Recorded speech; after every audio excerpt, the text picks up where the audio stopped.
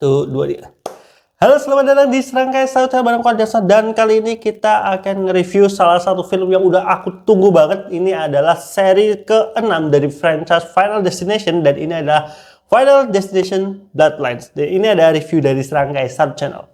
I said, oh, oh, oh, oh, oh.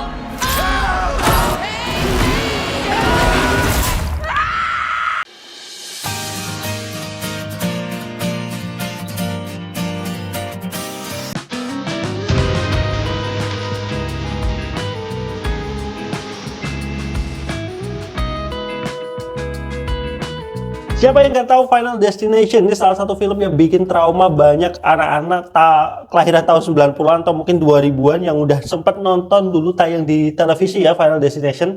Dan kali ini sudah sampai di ke-6, di mana seri kelimanya itu terakhir kayak kalau nggak salah 2012 apa ya, udah lama banget, udah 10 tahun lebih, dan akhirnya keluar yang ke-6-nya. Banyak banget orang-orang yang trauma dengan seri Final Destination, dan banyak gara-gara film ini orang jadi takut naik roller coaster, takut melihat truk bawa gelondongan kayu, banyak-banyak, karena ya memang Final Destination itu film soal serangkaian kematian yang mengejar karakternya satu persatu.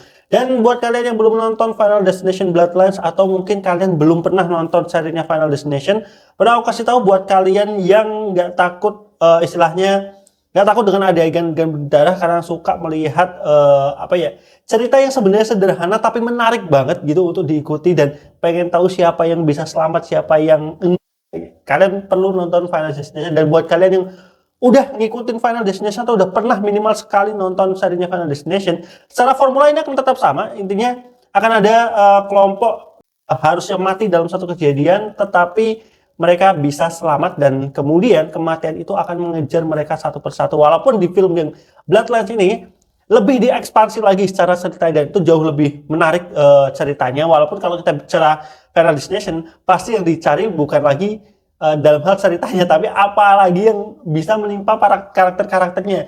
Ceritanya tetap menarik.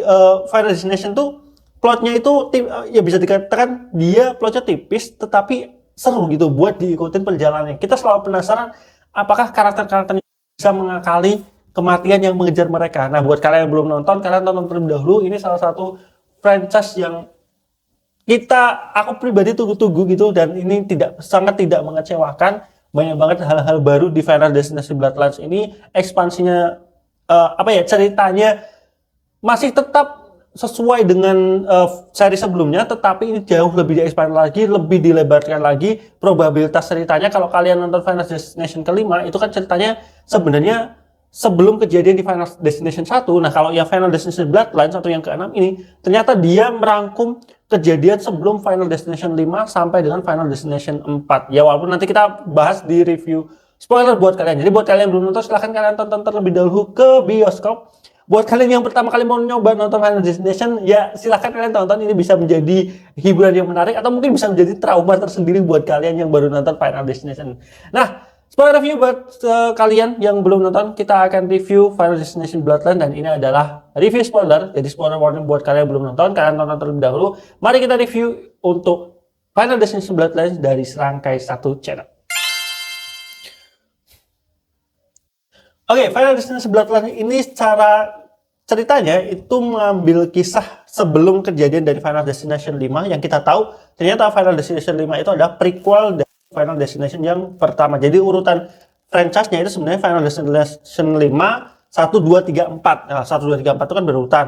Kemudian kalau 5 itu kejadian sebelum yang pertama. Nah, ternyata yang Bloodline ini nanti dia akan mengambil setting yang sebelum Final Destination 5 dan juga sampai setelah Final Destination yang keempat. Nah, ini menceritakan ada karakter bernama Iris Campbell yang dia mendapatkan vision pada saat dengan pacarnya gitu di sebuah menara atau Skyview, kalau nggak salah Skyview Tower ya, dimana dia yang harusnya mati dalam kejadian tragis di Skyview Tower itu berhasil menyelamatkan banyak orang yang ada di Skyview, dan akhirnya orang-orang yang seharusnya mati itu dia karena selamat gitu banyak melahirkan generasi-generasi berikutnya, kayak punya anaknya menikah, punya cucu lagi. Nah, karena si maut ini tidak suka gitu rancangan kematiannya itu digagalkan. Karena kan Iris ini kan mendapatkan penglihatan dan menggagalkan, akhirnya Death ini ya terpaksa harus membunuh karakter-karakter yang seharusnya tidak ada. Jadi kayak misalkan aku nih, misalnya aku harusnya mati di kejadian Skyview ini gitu. Jadi ketika aku nggak mati di kejadian itu, aku punya anakku itu kan harusnya dia tidak hidup karena seharusnya aku mati di Skyview.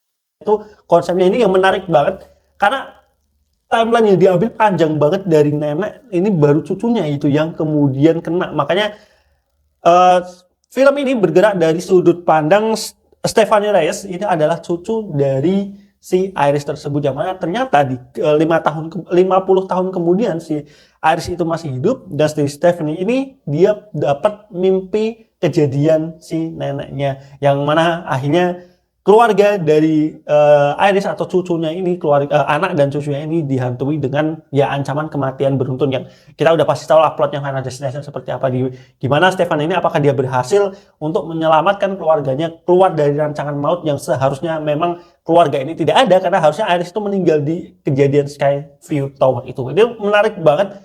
Ekspansinya panjang banget, nanti kita ngobrolin soal story-nya ini, karena sebenarnya di story-nya ini memunculkan semacam plot hole yang either itu bisa dijawab atau itu bisa diakali gitu. Nah, tapi kita ngobrolin dulu soal Final Destination tidak lepas dari kejadian pertamanya. Ya, Skyview Tower ini salah satu kejadian yang menarik, cukup panjang. Aku nggak tahu ini, kayaknya sih nggak tahu apakah ini memang kejadian nyata. Maksudnya bukan kecelakaan, tapi apakah si Skyview ini beneran ada atau enggak? Aku belum riset terkait hal itu. Karena kalau yang dulu kan kayak jembatan ada, gitu. Kemudian bangunan-bangunan yang pesawat itu kan maksudnya oke lah, bisa jadi ada gitu pesawatnya, tapi kalau Skyview ini apakah ini bangunan fiksi untuk kebutuhan film ini atau dulu memang pernah ada? Kalian yang tahu silahkan tulis di kolom komentar. Tapi sebenarnya kalau event kematian beruntun pertama yang paling menarik, salah satunya yang bikin banyak orang trauma ya Final Destination kedua, yaitu yang si truk bawa gelondongan kayu itu. Menurut aku itu masih bikin trauma, maksudku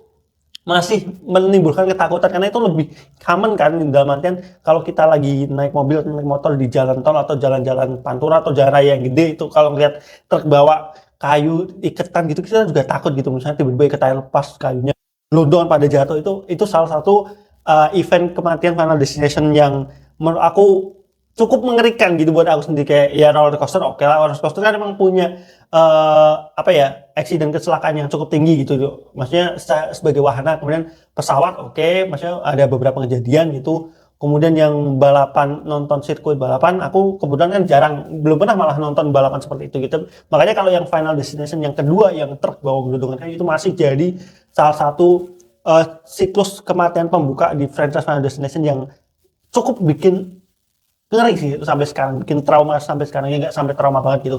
Nah, tapi kalau di Skyview Tower ini juga menarik banget. Maksudku untuk orang-orang yang punya ketakutan pada ketinggian, apalagi kemarin kan juga banyak banget kejadian kayak ada jembatan kaca, karena kan lantai dari Skyview-nya itu kan kaca ya. Itu salah satu yang menarik banget, dan itu juga lumayan panjang sequence awalnya. Menurut aku ini salah satu franchise yang punya sequence opening kematian sampai ke titik kematian itu lumayan panjang di franchise yang Final Destination kelima ini. Aku ngerasanya ya, tapi nggak tahu kalau secara real time apakah ini termasuk yang paling panjang atau sebelumnya deh. Karena yang sebelumnya itu kayak tiba-tiba udah mau kayak Final Destination 1 udah mau naik pesawat mau liburan, Final Destination yang kedua sudah siap mau naik mobil langsung ke jalan raya, Final Destination ketiga. Nah, yang ini tuh kayak setupnya lumayan panjang gitu perjalanannya, karena di situ nanti ada beberapa karakter yang menarik gitu di event Skyview Tower-nya. Jadi ini sekali lagi salah satu event kematian pertama yang menarik banget yang di Skyview Tower itu, dan kematian-kematian juga serem gitu. Banyaklah adegan-adegan yang bikin ngilu gitu di Skyview Tower itu gitu. Apalagi khususnya takut ketinggian ya, dan yang paling menyebalkan di Final Destination tentu aja gitu hal-hal ceroboh dari orang-orang ini. Kenapa Final Destination tuh kayak kumpulan orang-orang yang diincar kematian, tapi mereka itu kayak semuanya ceroboh gitu, kayak naruh gelas di pinggir, buang koin sembarangan atau apapun, itu tuh bikin yang nonton tuh gregetan itu kelihatannya. Jadi gitu, event pertamanya itu aku suka banget yang di Skyview-nya itu. Setupnya lumayan panjang, tapi itu juga sebagai build-up cerita itu aku bagus, itu aku suka semuanya. Kemudian dari sisi kematian-kematian yang lainnya, nah ini kayaknya aku ngerasa setup di Final Destination 5 itu tadi aku bilang dari kematian event pertama sampai kemudian ceritanya, kan Final Destination selalu mati satu persatu ya, Death itu akan mengincar satu persatu. Menurut aku di Final Destination 5 ini adalah setup terlama.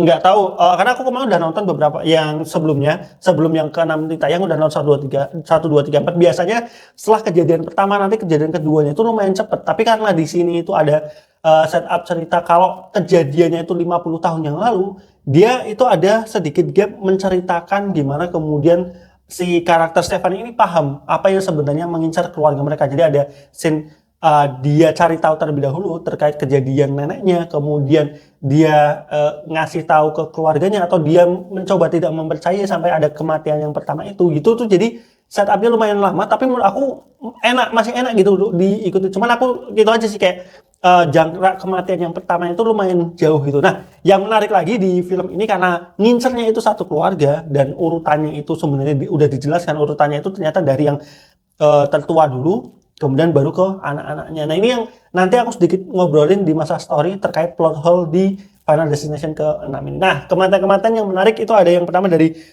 karakter Eric ya. Eric ini sepupu dari Stephanie yang paling tertua setelah bapaknya. Oh, yang bapaknya dulu yang meninggal ya. Yang bapaknya dulu itu ada di trailer tuh yang gara-gara pecahan gelas ya. Sekali lagi, kalau kita ngelihat event kematian tuh kita selalu di Final Destination ke-6 ini lebih banyak kecohan kalau aku bilang. Jadi kayak kita menduga, apakah dia mati gara-gara ini? Ternyata enggak, dibelokin lagi sini.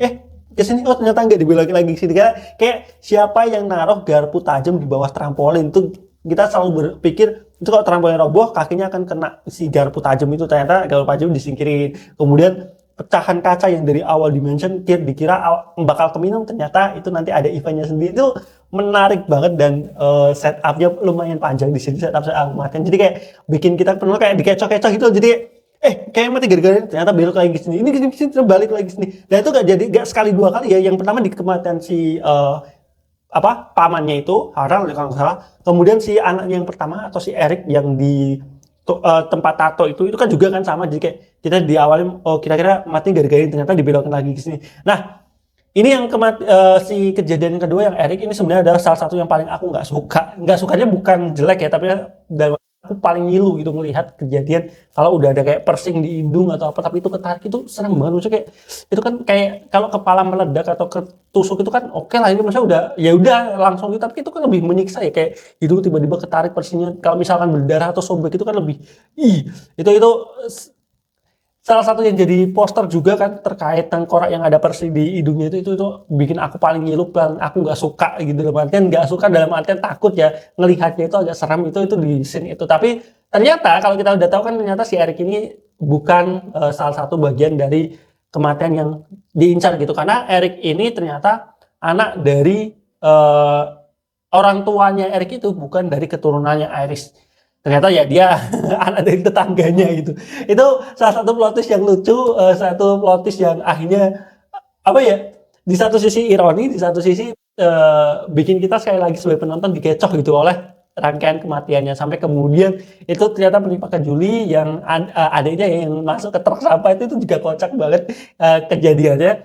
Yang awalnya dikira Eric, ternyata tiba-tiba Julie masuk ke tong sampah terus masuk ke truk sampah. Itu juga itu salah satu kematian yang pilihannya lucu karena kita udah dikecoh berkali-kali, tapi itu menarik, aku suka. Kemudian kematian yang berikutnya adalah adiknya Julia, siapa itu, lupa aku namanya, itu yang di rumah sakit. Di sini ada fun fact, kayaknya ada fake trailer. Jadi ada kalau nggak aku salah ingat, di trailer itu ada kejadian kejepit pintu putar rumah sakit. Itu kan nggak salah ada di trailer, aku ingat. Soalnya waktu aku nonton, aku menantikan gimana kejadian mereka bisa kejepit, tapi ternyata di bagian film itu nggak ada. Berarti itu ada beberapa scene di trailer yang dibikin untuk istilahnya fake aja gitu, untuk ngebohongin kita para orang-orang yang nonton trailernya. Jadi di trailer tuh harusnya ada scene kejepit si pintu putar itu, ternyata di kejadian aslinya itu nggak ada. Nah itu menarik sih menurut aku. Ini udah kayak Marvel gitu, ada yang dihapus, ada yang dibohongin di bagian trailernya. Nah tapi di kejadian yang di rumah sakit itu, apa yang aku takutkan tadi yang terkait persing itu ternyata kejadiannya di rumah sakit. Dan ya dengan medan magnet seperti itu salah satu ngilu banget melihatnya. Kayak ya walaupun di situ banyak banget aksesoris makanya aku takut sebenarnya. Aku mikir orang kok pada pakai tindik-tindik itu apa nggak serem ya waktu nindiknya segala macam itu kalau kecabut aduh sakit banget. Ya itu serem banget itu kematian yang di situ. Kemudian adiknya itu salah satu yang menarik banget. Selanjutnya kematian berikutnya setelah itu kayaknya udah langsung ke scene akhir ya yang si ibunya kemudian si siapa Stephanie sama si adiknya itu ya si adiknya yang balik lagi ke kabinnya neneknya gitu untuk selamat tapi ternyata di situ kan lupa aku mention kalau di Final Destination ini kan kita ketemu lagi karakter kulit hitam yang bapak-bapak yang gundul yang kerja di krematorium yang sebenarnya dari Final Destination 1 sampai ke 5 itu selalu ada dan selalu karakter yang memberikan petunjuk kepada MC di Final Destination terkait Death dan kita di sini dikasih tahu ternyata memang dulu kan kita selalu penasaran ya kenapa sih karakter ini tahu gitu terkait ya adanya rancangan kematian ini apa alasan dia bisa tahu ternyata ya dia memang salah satu bagian dari orang yang mengalami peristiwa itu walaupun dalam tanda kutip diselamatkan oleh Iris ternyata ini adalah anak yang diselamatkan oleh Iris dan memang dia adalah orang yang menunggu waktunya untuk giliran dia dan giliran dia adalah setelah keluarga Iris selesai baru giliran dia. Ini menarik banget ya walaupun beliau setelah proses syuting kalau nggak salah meninggal ya maksudnya meninggal di dunia nyatanya dan ini menjadi film terakhirnya dia di Final Destination. Tentu kalau misalnya ada Final Destination ke-7 ya mungkin sudah akan beda cerita lagi mungkin karena memang sudah beda generasi lagi mungkin generasi yang lainnya nanti kita obrolin di masalah plot hole-nya itu ya di terkait Final Destination yang ke-6 itu. Nah fakta menarik lagi, ini kita selalu masih bertanya-tanya, sebenarnya Final Destination itu ada nggak sih yang selamat? Dan kalau kalian nonton Final Destination 1 sampai ke 5, jawabannya adalah ada, yaitu karakter di Final Destination kedua. Jadi di Final Destination kedua itu kan karakter utama namanya Kimberly itu selamat sampai selesai. Jadi biasanya di Final Destination itu walaupun terakhir selamat nanti ada scene terakhir ternyata mereka mati juga. Tapi di Final Destination kedua itu tidak ada scene terakhir di mana Kimberly ini diperlihatkan meninggal.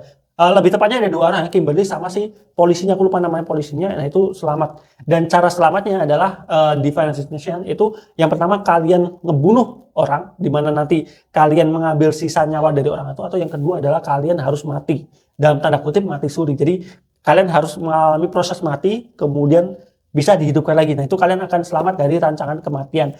Pun generasi setelah kalian itu harusnya bakal selamat. Makanya di sini si Eric sama adiknya itu kan mencoba bikin adiknya itu mati biar nanti dihidupin lagi nanti setelah itu mereka selamat dari rancangan kematian satu generasi itu. Nah itu yang terjadi di karakter Stephanie sama adiknya yang mencoba di bagian akhir dikira itu sudah berjalan yang harusnya dikira dia sudah mati waktu kemasukan air itu tapi ternyata di scene akhir kita tahu kalau sebenarnya proses Stephanie sama adiknya yang dilewatin yang ngasih nafas buatan itu sebenarnya tidak sampai ke bikin jantung berhenti.